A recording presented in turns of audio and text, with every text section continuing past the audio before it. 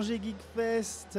Nous sommes de retour sur le plateau d'Anjou Pop Corner et je suis accompagné de Nicolas Allard. Bonjour. Bonjour. Comment vas-tu ? Mais très bien, très content d'être là. Ça se passe bien ?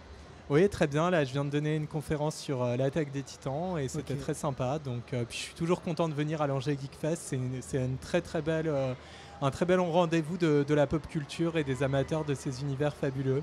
Alors, est-ce que tu peux te présenter rapidement pour ceux qui ne te connaîtraient pas encore ? Oui, alors je m'appelle Nicolas Allard, j'ai 39 ans. Je suis professeur agrégé de lettres modernes et je suis essayiste. J'écris des essais de pop culture, de science-fiction et également de fantasy. J'ai déjà écrit sur Star Wars, Game of Thrones, Dune, Jules Verne, La planète des singes, Jurassic Park et puis donc là plus récemment l'attaque des Titans. D'accord, alors par exemple, là, si on prend un exemple, là, Game of Thrones, qui me parle, quelle est l'histoire que tu as racontée en plus ? Est-ce que ça se passe pendant les romans ? Est-ce que ça se passe avant, après ? Oui, en fait, c'était une analyse des romans et de la série. Ouais. C'est-à-dire qu'auparavant, tu n'avais que des analyses de la série et moi, je m'étais décidé à analyser les deux, en fait, parce que c'était quand même un énorme phénomène de pop culture ces dernières années. Et je voulais essayer de montrer justement pourquoi c'était devenu une œuvre qui avait plu aussi bien à des personnes d'horizons très différents qu'à des générations également très différentes, parce que ça ne concernait pas que les fans de fantasy, en fait. Pour une fois, et oui. C'est vrai que généralement ces œuvres-là, elles ont touché un large public comme tu dis. Et c'est vrai que Game of Thrones, ça a été un phénomène pendant des années, même si l'histoire à la fin, au final, on aime ou pas la dernière saison. Et on attend avec grande impatience les derniers tomes de Martin. Comment t'en es venu à faire ça ? Comment t'es venu à écrire des essais, à être peut-être aussi prof ?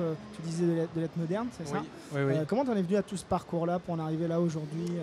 En fait, je suis vraiment, comme beaucoup de gens de ma génération, un enfant de la pop culture. J'ai grandi avec ça, les générations où on avait la télévision, le cinéma, bien sûr, les jeux vidéo. Et avec mes frères, on était fans de pop culture depuis l'enfance.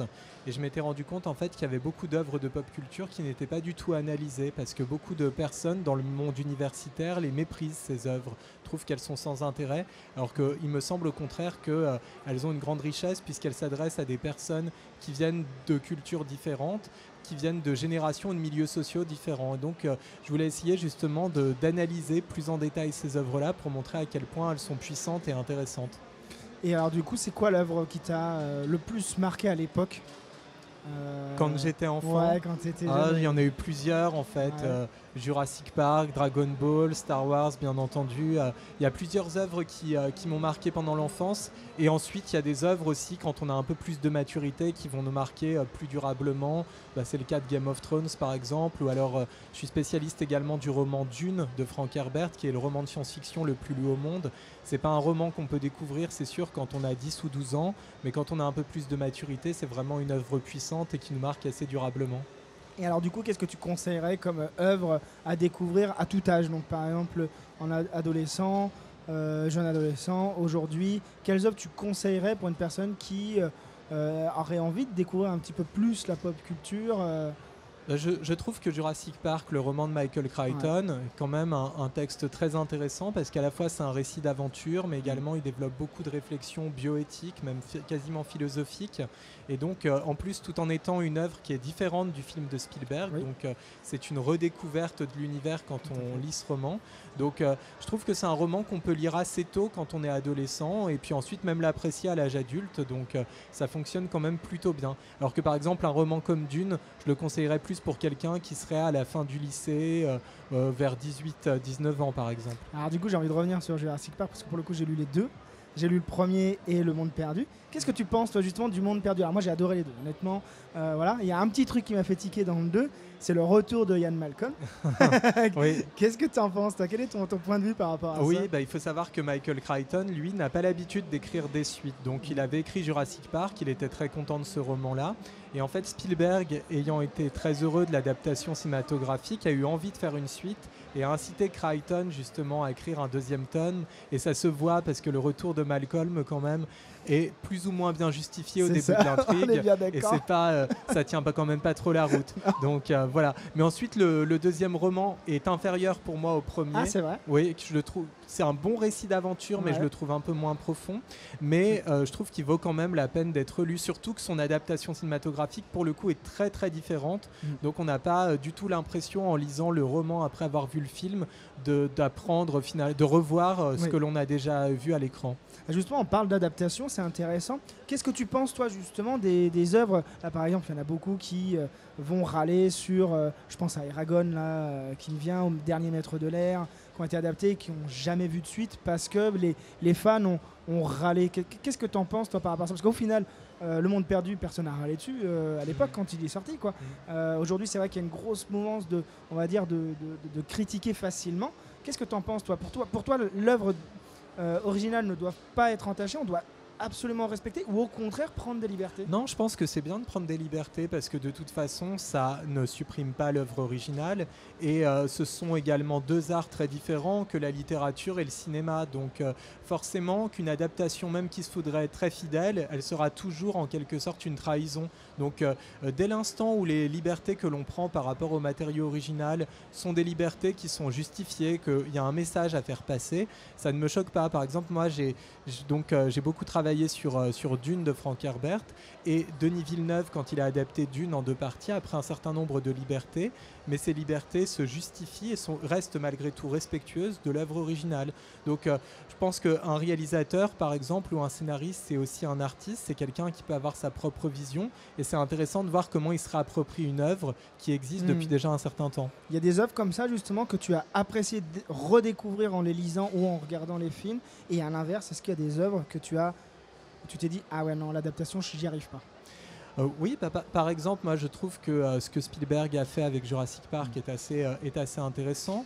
L'adaptation télévisuelle du Trône de Fer, par exemple, donc Game of Thrones, est plutôt bonne. Et puis bien sûr, tu vas avoir des œuvres dont l'adaptation n'est pas suffisamment élaborée. Par exemple, si je reviens à Dune, moi je fais partie de ceux qui n'aiment pas l'adaptation de David Lynch, parce que justement c'était une adaptation qui ne s'adresse pas finalement au grand public, donc des personnes qui n'ont pas lu l'œuvre vont avoir des difficultés à comprendre l'histoire, et à l'inverse, ceux qui connaissent le livre vont être déçus parce qu'il y a un certain nombre d'enjeux et de personnages qui sont traités de façon superficielle.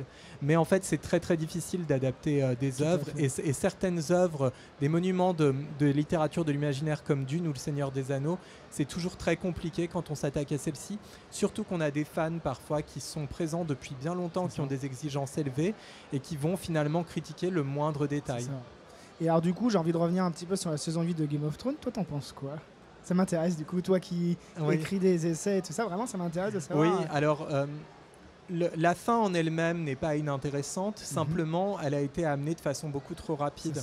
On sait que HBO avait la possibilité de proposer 10 saisons et que les 2 showrunners de l'époque, Weiss et Benioff, ont voulu un peu précipiter la fin de la série parce qu'à l'époque ils avaient été engagés pour réaliser une trilogie Star Wars, et en réalité on sent bien qu'il manque 2 saisons pour que les personnages soient encore plus développés, qu'on comprenne encore plus le revirement de Daenerys, qui est en soi intéressant, je trouve, c'est pas une mauvaise idée, mais qui a été un peu trop précipité en fait. Toi, t'aurais changé quoi au niveau... Est-ce que t'aurais changé des choses sur le scénario, par exemple? Alors peut-être pas trop en parler pour pas spoiler, mais encore que ça fait un petit moment qu'elle est sortie, mais qu'est-ce que t'aurais amené, toi, en plus C'est difficile à dire parce que je trouve qu'en soi la fin n'est pas ratée. Je dirais plus que c'est la manière dont les choses sont amenées, c'est-à-dire que Game of Thrones nous a habitués quand même à ce que les personnages évoluent, mais de façon très progressive, que l'on voit à quel point ils doivent passer du temps à traverser tel ou tel territoire, se confronter à telle ou telle difficulté. Et là, on avait un peu l'impression qu'ils avaient le pouvoir de téléportation à la fin. Voilà. Donc, c'est plus la précipitation qui m'a gêné que le dénouement lui-même, parce que le dénouement finalement est doux, amer. C'est pas un dénouement absolument sombre, mais c'est pas non plus une happy end, et ça correspond plutôt, je pense, à l'esprit de la série. Alors du coup, on va revenir un petit peu sur tes projets. Là, tu as fait pas mal d'essais, tu me disais. Quels sont les prochains projets en cours? Alors, je travaille sur un roman de science-fiction, et puis je travaille également sur un essai pour les 50 ans de la saga Star Wars, parce que Star Wars sera bientôt 50 ans. Ça peut paraître fou, mais ce sera le cas en 2027. Et donc, voilà, c'est les 2 projets sur lesquels je travaille actuellement, sachant que cette année, je vais avoir, alors c'est pas un texte que j'ai écrit intégralement bien sûr, mais les éditions Pocket vont sortir une édition collector de Jurassic Park, et j'ai eu la chance de signer la préface. Donc, c'est une édition collector qui sortira ces prochaines semaines. D'accord. Ah oui, donc là, qui sort bientôt. Là. Dans pas très longtemps. Ok, Oui. c'est... on peut avoir la date ou c'est possible encore? En théorie, c'est en juin, mais ça peut encore bouger. Ah d'accord, ok, Voilà. ça marche. C'est des beaux projets, ça. Du coup, comment ça se passe? Parce que tu me dis que tu fais des essais. Est-ce que tu as l'accord à chaque fois des détenteurs des droits ou... En fait, on a la chance en France de pouvoir écrire des essais sur n'importe quelle œuvre de fiction. Ok.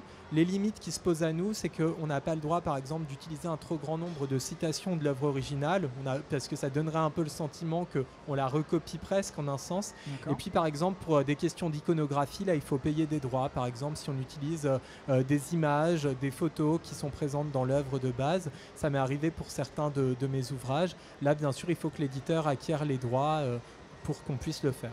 D'accord, donc là, moi, si j'ai envie d'écrire un roman en parlant d'Isla Nublar, je peux, globalement?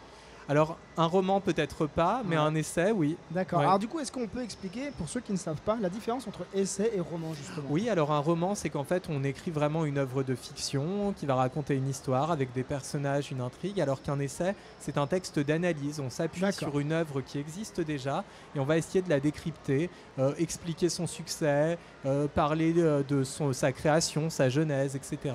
Et donc, moi, c'est vrai que je me focalise beaucoup ces dernières années sur les essais, mais j'ai pas oublié non plus ou perdu de vue la possibilité de créer mon propre univers en science-fiction notamment. D'accord, donc il y a des petites idées déjà qui... Oui, là le projet est déjà bien avancé dans ma tête, il va Ok. falloir que je trouve maintenant le temps de le rédiger. D'accord, et l'éditeur, tu l'as déjà? En tout cas, j'ai je travaille avec beaucoup de maisons d'édition différentes, donc il va falloir que je vois quel éditeur est le plus adapté au projet que j'ai envie de mettre en place. Ok, ce serait une grosse saga, ce serait quoi? Non, et de toute façon, en fait, les éditeurs sont un peu frileux ces dernières années à l'idée Ouais. de publier des trilogies, voire des sagas un peu à rallonge. Donc moi, je suis plutôt parti sur l'idée d'un roman qui a une histoire qui s'achève. Ensuite, libre à l'éditeur, si le texte fonctionne bien, de me proposer une suite, et je verrai à ce moment-là si c'est pertinent ou pas. Dans la pop culture, on a quand même ces dernières années eu beaucoup d'œuvres qui avaient des suites, et parfois c'est pas toujours très heureux. On préférerait que l'histoire soit achevée à un certain seuil. Je trouve par exemple que pour la saga Star Wars, la dernière trilogie, les épisodes 7, 8 et 9, n'était pas de très bonne qualité, et finalement la conclusion qui nous était proposée dès 1983 avec le retour de Jedi était déjà satisfaisante. D'accord. Merci Nicolas d'être venu Merci sur notre beaucoup plateau. pour ces questions, c'était un plaisir. Et d'avoir répondu à toutes mes questions. Merci beaucoup et on te retrouve donc à l'Angers Geek Fest et bientôt les projets qui arrivent. Merci beaucoup. Merci.